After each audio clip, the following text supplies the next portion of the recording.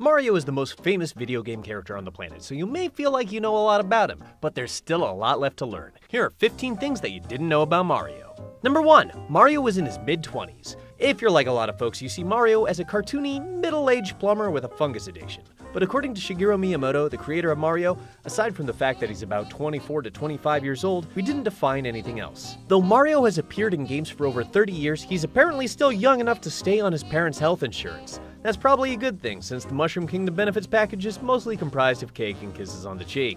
Number 2. Yoshi isn't Yoshi's full name. We all tend to just sort of pretend every dinosaur that comes out of a polka-dotted egg is named Yoshi, even though that was the name of the guy that got dumped in a bottomless pit 2 levels back. But apparently someone at Nintendo decided Yoshi's full name is T. Yoshisaur Munchakoopas. The T is left ambiguous, although we could probably guess it stands for transportation, or Tyrannosaurus, or Travis.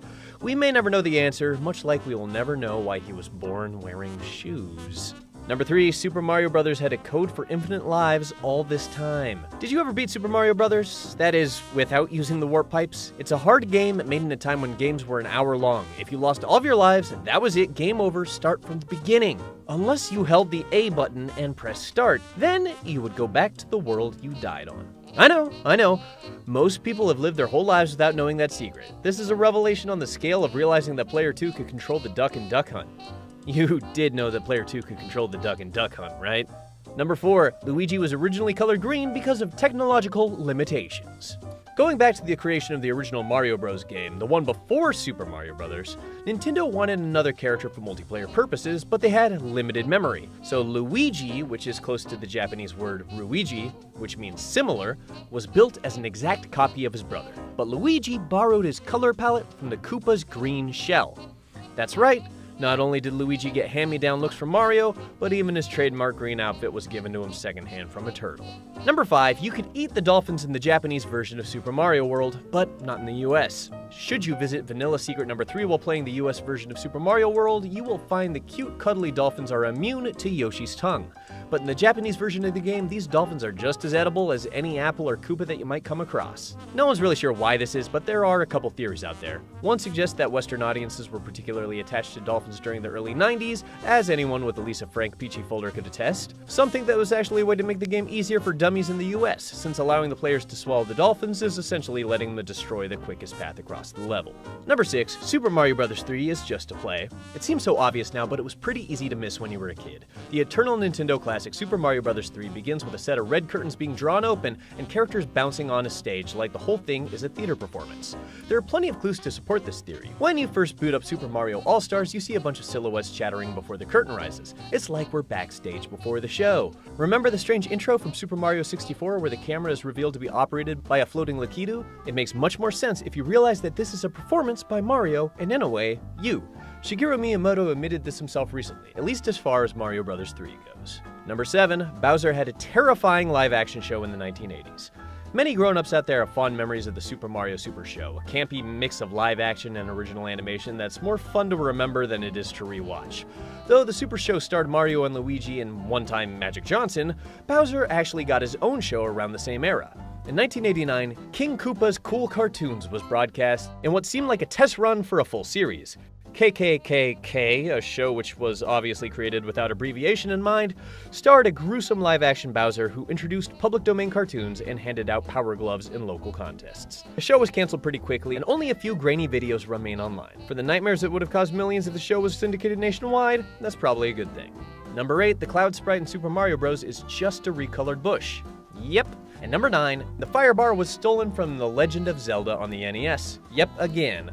Number 10, Super Mario Sunshine has a secret Zelda cameo. Though obviously a human, Il Piantissimo shows up disguised as one of the local Piantas who race Mario in a series of challenges. You never get to see under his mask in the game, but fans hacked apart the code to figure out the speedster's true identity. Though a little shorter in stature, the man known as Il Piantissimo is undoubtedly the same person known as the Running Man in Ocarina of Time, and the Mailman in Majora's Mask. Number 11, Mario wasn't always called Mario, and he wasn't always a plumber. Yeah, I know, most everyone knows that Mario used to be a carpenter by the name of Jumpman, and briefly Miyamoto wanted to name him Mr. Video, but the original incarnation of the character was called Osan, which means middle-aged guy, which we don't have to tell you totally messes with the previous assertion that Mario was in his mid-20s. Number 12, Bowser's kids are named after musicians, and they're not actually Bowser's kids. Patrick Klepek over at Kotaku found out by talking to Super Mario Bros. 3 localizer Dave Brooks. The Koopa kids are named after musicians from wildly different genres. The hairstyle on one of them reminded me of Ludwig van Beethoven for some reason, and Ludwig von Koopa was born. Next was the one with the glasses. That has to be Roy Koopa, in homage to Roy Orbison, who almost always wore glasses. Then Wendy O. Koopa, Wendy O. Williams, and Iggy Koopa, Iggy Pop. One looked like a loudmouth, so he was Morton Koopa Jr. from the loudmouth talk show host Morton Downey Jr. And then there was Larry. There's no real-world equivalent. He's not Larry Mullen Jr. from U2 or Larry King. He just looked kind of like a Larry. That brings us to Lemmy. Yes, one of the Koopa kids was indeed named after Lemmy Kilmister, the late frontman from Motorhead. Weirder still, Bowser isn't actually the real father of any of the Koopalings, with the exception of Bowser Jr. According to Miyamoto, no one actually knows who the mother is either. It might sound a little unfair, but really, do you actually want to know? Number 13. All toads are born genderless.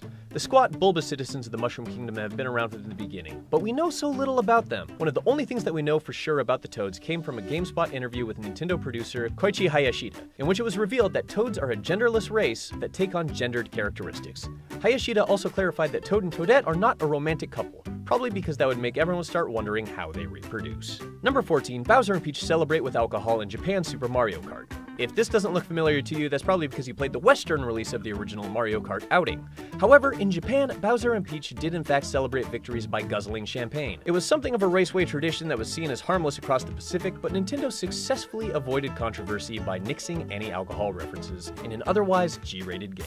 And number 15, the 1986 Mario anime was insane, and it accurately predicted the future of the franchise. You're probably already familiar with the first Super Mario Bros. Movie, you know, that live-action shit show that starred Bob Hoskins and Dennis Hopper. But years before that fiery garbage heap left a smoldering nuclear crater in movie theaters everywhere, an official Mario anime made it to theaters. Super Mario Bros. The Great Mission to Rescue Princess Peach was released in 1986. And since then, it's become pretty hard to find. Back then, it was only available for rental, and only a few tapes have survived the decade since. The hour-long movie never saw an official Western release. But since the internet exists, you can watch the whole thing on YouTube. You'll find a lot of familiar sights and sounds, but you should keep in mind that this was made just after the original Super Mario Bros., and the characters within it weren't as well defined as they are now. So no one was around to tell the animators not to make Luigi go nanners when he trips on shrooms. The whole movie's pretty nuts. It begins with Mario playing in NES, yeah, after which Peach tumbles out, followed by several franchise baddies. Bowser does successfully capture Peach, after which Mario gets depressed and goes to work at a grocery store. The brothers do get dragged into an adventure in the Mushroom Kingdom, and Bowser is naturally defeated,